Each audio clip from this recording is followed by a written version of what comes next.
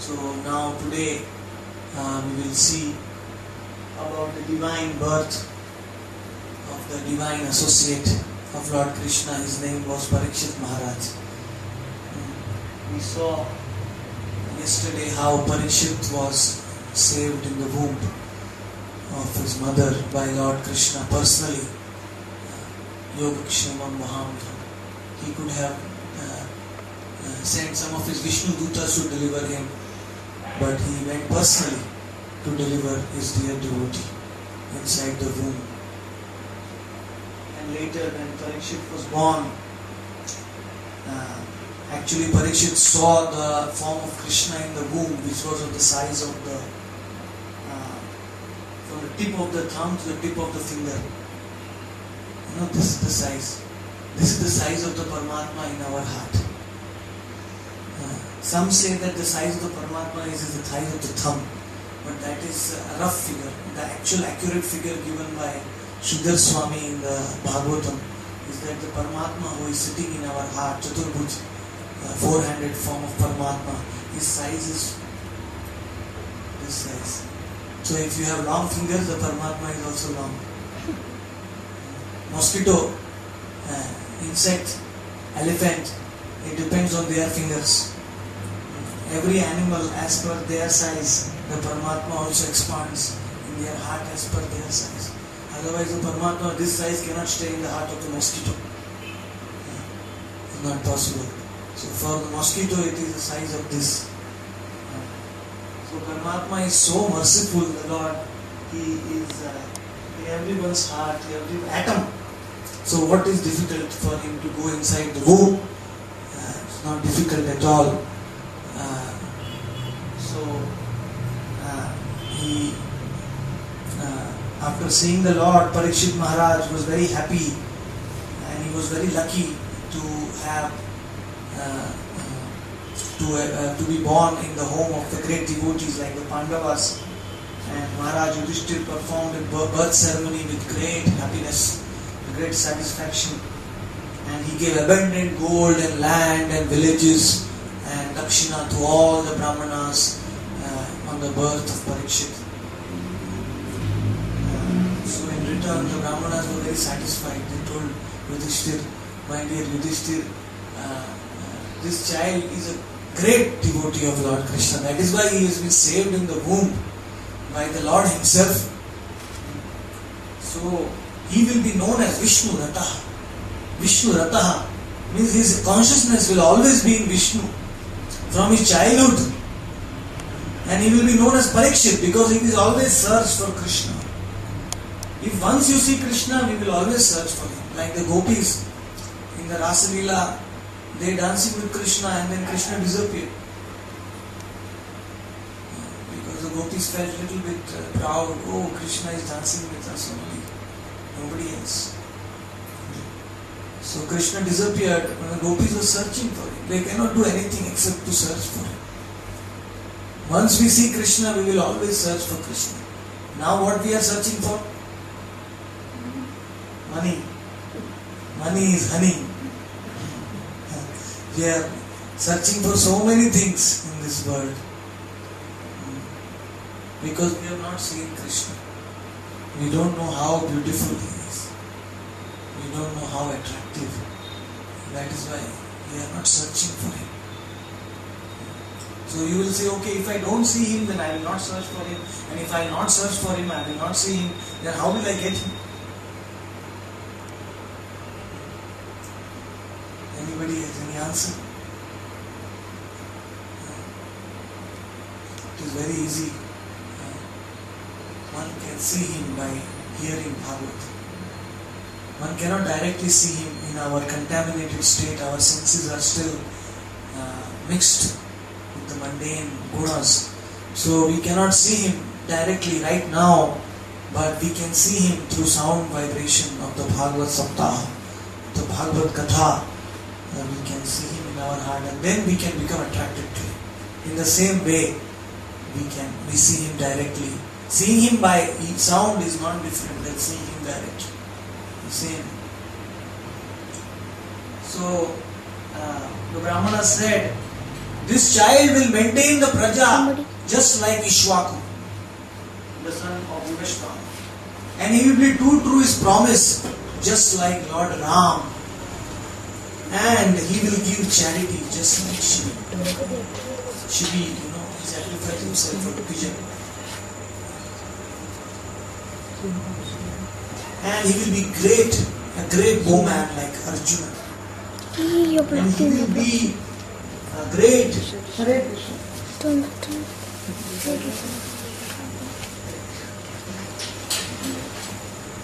surrendered soul like the son of Kushina. And my dear Yudhishthir, your son will be as merciful, as magnificent as you yourself. He will be very, very peaceful and equanimity of mind, just like the Himalayas. Okay, let's sit. In the Bhagavad Gita it is said that Samudram apaha pravishanti sarve tadvat napnoti na kama kami. It is not that a peaceful, sober person does not get desires. Material desires, our desires always arise in our heart and our mind. But how do we conquer the desires? How do we conquer the desires? By being neutral. You cannot become desireless. You have to desire something. So, when the desires come, we have to, just like rivers, they flow into the sea. Does the sea get disturbed? The sea is not getting disturbed. The sea always remains peaceful. Similarly, even though we may be afflicted by desires in the beginning stage of bhakti, it is a struggle while chanting the holy name, we have to just be peaceful. We have to just tolerate the desires. One who learns to tolerate the desires, he can conquer the desires. So Parikshit Maharaj was such a great soul that he was fully peaceful throughout his life. Because only a peaceful person can worship Krishna. Agitated person cannot think of the Lord. Bhukti Mukti Siddhi Sakaliya Shant Krishna Bhakta Nishkam Ataiva Shant. In Chaitanya Charitamrita, it's a beautiful verse. It is said, those who want bhukti, those who want mukti, and those who want siddhi, they are all ashant. They are all disturbed. Why?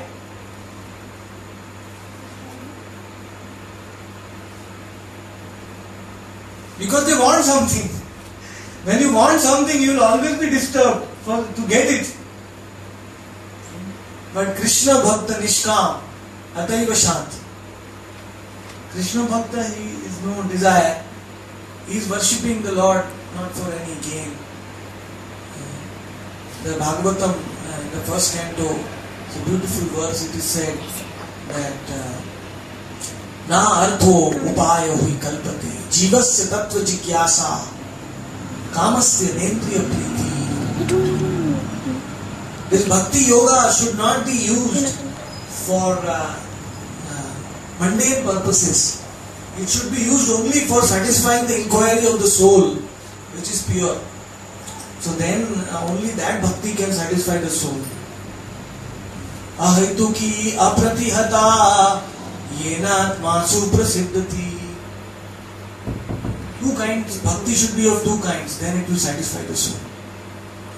One, it should be ahaituki. Ahaituki means we should not have any motive. Somebody asks, why are you doing bhakti? What will you say? Krishna. To please Krishna. To reach Krishna. Some said Haritosha. That is a spiritual desire. But one should not do bhakti for some material desire. Spiritual desire one can have to satisfy the Lord. And apratihata, it should be non-stop, constant. Our mind should always flow to the Lord during the day, during the night. So that bhakti can satisfy the soul. So Parikshit was like that. The Brahmanas gave blessings to Parikshit, and then to get the blessings of the great devotees in childhood is a very great thing. And then he was brought up very luxuriantly by Yudhishthir Maharaj because he was the only son. And but Parikshit, even when he was a child, he was searching every person. He was seeing every person very carefully. What was he searching for? Krishna. Krishna. Because he knew Krishna is in everyone's heart. He has seen Krishna himself when he was in the womb. So, from his very childhood, he would play with Krishna's dolls. Small dolls. And his mother would call him, come for food. He said he had no time for eating. He would be so absorbed in playing with Krishna's dolls. He was so attracted to Krishna from his childhood. And then they were worshipping Krishna's deity in Hastinapur as the main deity. So he as a child, he did not get chance to worship. So he would make an artificial deity and he would do puja there. So one day I will get chance, to worship the deity. So he was always thinking like that from his childhood. So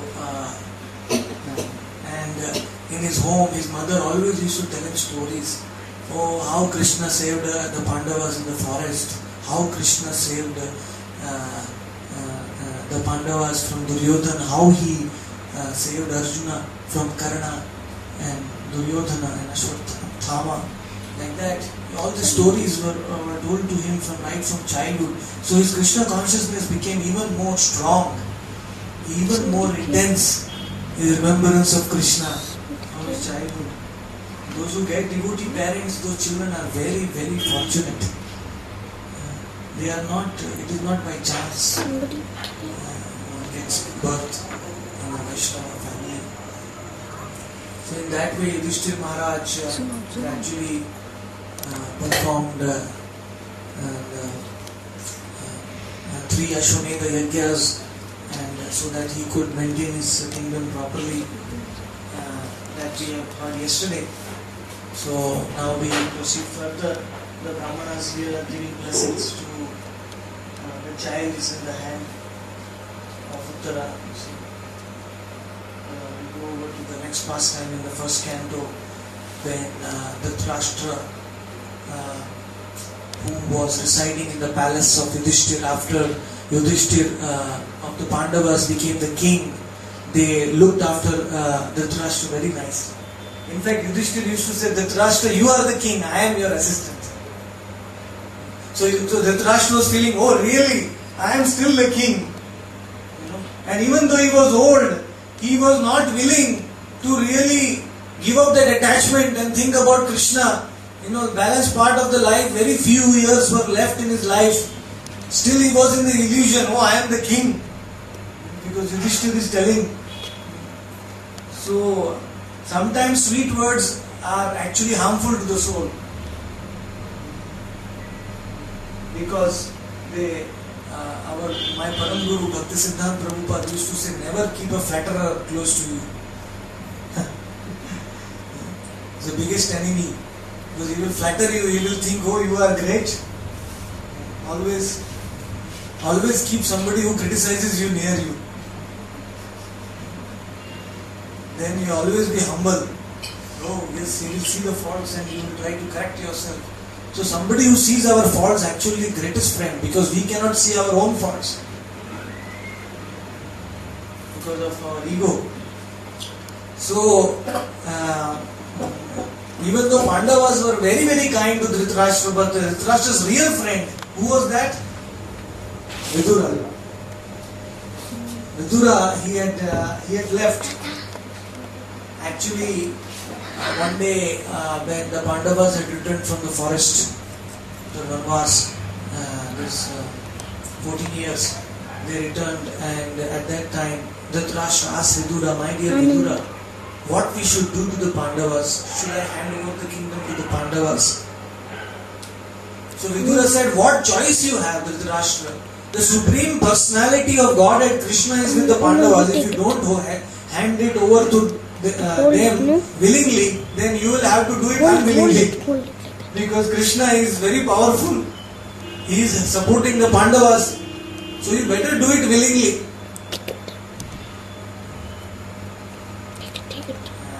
And like that, when Vidura was instructing Dhritarashtra, Vidura was saying that the worst thing for a human being is kusanga, is bad association. Because in bad association, one will totally forget Krishna. There is no chance. It is a highway to hell.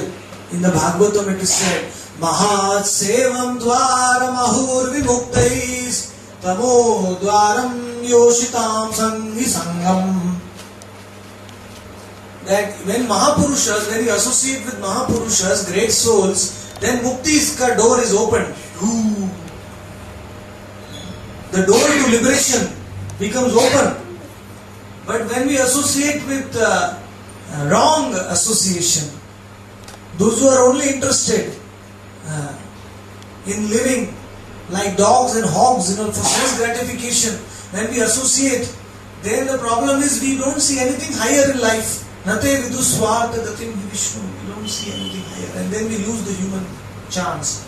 So Vidura said, your son Duryodhana is bewildering you. You have lost your vision because of bad association. You are constantly hearing from him. And because of your affection to him. Affection is good, but the affection should be towards a good person. In the Bhagavatam it is said, you don't have to give up affection. But what you have to do?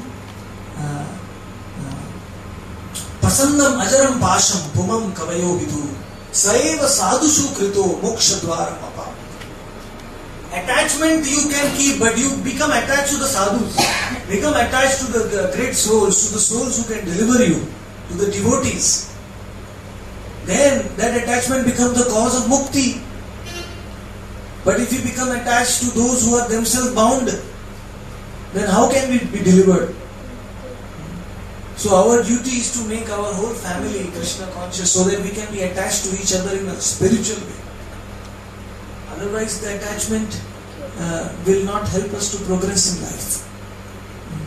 So Vidura told him, and when Duryodhana heard that, Duryodhana said, oh Vidura, you are the son of a mistress, of a dasi, and who are you to come and in this palace and tell him that I am bad association?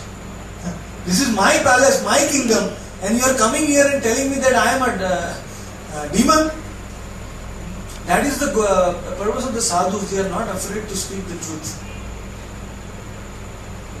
When Bhaktiratna Swami Prabhupada went to America, he spoke the truth. He says, you have to give up meat eating, you have to give up intoxication, you have to give up illicit sex, you have to give up gambling. 4 things you have to give up. Otherwise, how can the life be pure? He spoke the truth. He was not afraid. Once in a meeting, there were many rich people had come, very, very rich, multi-millionaires. Prabhupada was giving lecture.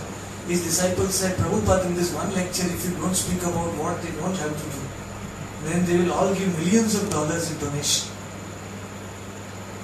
So don't speak the negative things, what they don't have to do. Then Prabhupada, in the middle of the lecture, he started. So when the Krishna consciousness movement will spread, then people will give up intoxication, meat eating, gambling, and the whole world will become Vaikuntha. And they all got up and left. So the sadhus are not afraid to speak the truth. And that is the real sadhu. Sadhu is not a servant. So Vidura spoke very harshly. He again came and he said, you think this Yudhishthira is maintaining you so nicely? Do you think that you are just like a dog? He's throwing crumbs of food to you. He's just maintaining you and you are eating the crumbs. And you are thinking, oh, you are so, you are the king and you are being maintained.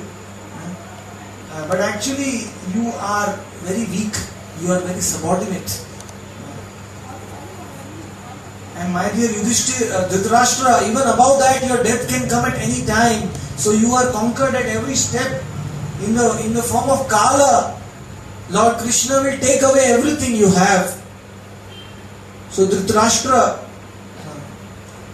you are my brother. So I have come to instruct you that your memory has become very feeble. Your teeth have become loose and your liver has become defective. And you are constantly coughing with mucus. Still you want to stay here and enjoy life? What do you want to enjoy? This is the time to actually seek out Lord Krishna. So this is the time when every person, in the Vedas it is said at the time when we are 50 and 60, every person should actually go to the holy dham of the Lord, go to a very spiritual place, and with the family one should. Gandhari also went with Dhritarashtra. When Dhritarashtra left home, Gandhari followed her husband. In the night only they left. When Vidura instructed. So actually Vidura was actually the well-wisher, even though Vidura spoke harsh words.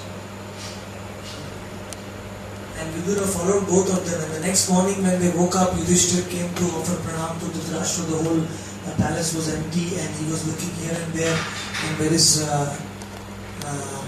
he went to Sanjaya and Sanjaya said, "Where is your master?" Sanjaya started crying, "My master has left without telling me." In that way Dhritarashtra left with his wife, totally eager to attain the Lord. They went to a place in the Himalayas, which is on the southern side of the Himalayas, which is known as Saptashrota, where Ganga actually is breaking down into 7 parts, 7 tributaries. So Dhritarashtra went to Saptashrota, and there actually Yudhishthira was asking. So Narada Muni came from the sky and he told Yudhishthira, "Don't worry Yudhishthira, Dhritarashtra has gone to achieve liberation. After 5 days from now, he will meditate on the Supreme Lord by the process of Ashtanga Yoga. He will raise his soul to the Brahmarandra by the process of Pranavayu and Ashtanga Yoga, and then he will concentrate fully on the Lord, and he will produce a fire from his body which will immolate him fully." And seeing her husband in fire, Gandhari will remove the bandage around her eyes, and she will also enter into the fire with her husband, so that she will also get the same destination as her husband in the form of liberation. But after Dhritarashtra immolated himself, Vidura was watching from far. So Vidura had mixed feelings, unfortunately. Vidura was happy as well as Vidura was unhappy. You know why Vidura was happy? Well, at least he got mukti, liberation. But why he was unhappy? Because Dhritarashtra did not go to Vaikuntha. Because he did not have time to teach him Bhakti Yoga. He performed Ashtanga Yoga and he achieved Sayuchi Mukti, which is not very recommended for devotees. One with the Lord, he became one with the Lord, but he could not enter into the Vaikuntha planets. So, what could Vidura do? In that way, what was the reason for that? Because Dhritarashtra had committed Vaishnava Aparadha, offences against the Pandavas. He had heard so many offences. And he had not begged forgiveness really from the bottom of his heart any time to the Pandavas. So that is why, even though he could achieve perfection, but only he could achieve liberation. Because those offences against the great souls came on his way. So in that way, Vidura left the place, and then Arjuna left Hastinapur and he went to Dwarka. He was missing Krishna very much, so he wanted to see Krishna and pass his time again with Krishna. So he went to Dwarka, But unfortunately, when he went to Dwarka, it was around, I think, 36 years after Krishna left Hastinapur, that ultimately Krishna decided to disappear from this world, end his pastimes. Just like the sun, it rises in the morning, it also sets in the evening. But that doesn't mean that the sun dies in the evening. It just disappears from our vision. Similarly, Lord Krishna, he ended his pastime, doesn't mean that he dies. He just goes to some other universe and he starts his pastimes there. He just disappears from our vision here. So, when the devotees feel great separation, suddenly Maharaj Yudhishthira started seeing very inauspicious omens, and people started becoming very greedy, angry and deceitful in his kingdom. People were normally very, very pious. And many citizens, they adopted sinful, abominable activities, means of livelihood, and they began cheating even among friends. There was a constant strain of misunderstanding even among the family members. And so many bad omens he started seeing. He saw that his left side of his body started quivering. And in the night, he saw she-jackal, she was vomiting fire. All these bad omens he saw. And lower animals like asses and all that, when he went out to protect the citizens, they started circumambulating him. Never has happened. And when he was riding his horses looked at Yudhishthira and they started crying. And in the night, the shrieks of owls and rivals crows, and they was making the heart tremble, everyone. The whole world appeared to be trembling, and thunder, it was roaring in the sky, lightning continuously. Violent winds and dust, it covered all the directions, and rivers, lakes and the mines and everything was all agitated. And the butter, the Brahmanas were putting butter in the fire, but butter was not burning on it. The fire was not burning. So what is this time? Yudhishthira started wondering. The cows no longer give milk. Even the deities in the temple, they seem to be crying. What has happened? The village is perspiring. The village's countryside, they appear to be devoid of beauty and bereft of happiness. The earth has become most sorrowful. Actually, the earth experienced the greatest happiness when Lord Krishna's lotus feet fell on this earth. Lord Krishna in Vrindavan, he was not walking with any shoes. He would walk directly on the ground. So his lotus feet would directly touch Bhumi Devi. So Bhumi was so happy getting the touch of Lord Krishna, it was all romanchit. She was ecstatic. So she was not very happy when Krishna came to Dwarka, because in Dwarka Krishna was wearing shoes. She was happy in Vrindavan. So Bhumi, she started crying, she started retracting everything. And meanwhile, Yudhishthira was awaiting Arjuna to return. Arjuna almost stayed for 7 months in Dwarka, and he returned back. And when he returned, Arjuna's head was down and constant tears were flowing from his eyes. And remembering Narada's prediction, Yudhishthira asked Arjuna, "Oh, please tell me what has happened. Please tell me, are Madhu, Bhoja, Dashhara, Araha, Satmata, Andhaka and the Yadu dynasties, are everyone fine? Are they doing fine? Is Lord Krishna fine? How is Vasudev? How is Balaram? How is Ridhika? How is Kritavarman? How is Kansa's father Ugrasena? And how is Sushena, Charushena, Samba? How are they doing?" And Arjuna, what has happened to you? You have lost your bodily lustre. Have you failed to keep a promise to someone? Or have you been disrespected in Dwarka by someone? What has happened to you? You are looking down, you are looking pale. Could you not give protection to the Brahmanas? Or have you contacted someone with low character? Or have you